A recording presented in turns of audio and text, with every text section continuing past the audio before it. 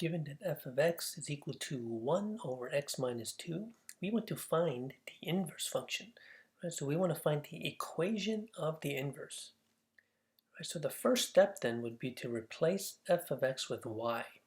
Right? So we're going to replace that with y, so we'll get y is equal to 1 over x minus 2. The second thing we want to do is essentially switch all the x's and y's, right? So this y should become an x, and then this x here should become a y. And remember, that's what the inverse function does, right? The x's and the y's are essentially switched.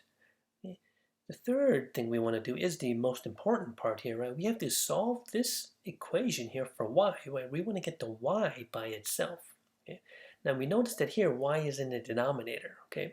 So what we can do is we can put an x over 1 here, and then we can essentially just cross multiply, right? So we'll get x times y minus 2 is equal to, and on this side, when we cross multiply, we get this 1 times that to get 1. Now we could do a couple things here. We can just divide both sides by y, or I'm sorry, we can divide both sides by x here. So we'll get y minus 2 is equal to 1 over x. And then we can just add the 2 to both sides here, right? So we get y equals 1 over x, and all over that plus 2. Right? There is one other way that we can go from this, right? So we can actually distribute the x here. So we'll get xy minus 2x is equal to 1. Remember, we want to solve for y here. Okay, so let's add the 2x over to both sides. So we'll get xy equals 1 plus 2x. And then we'll divide by the x here, right? Because remember, we want to get y by itself.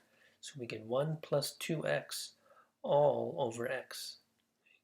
And hopefully you're looking at these and you realize, right, that these are actually both the same expression. Okay?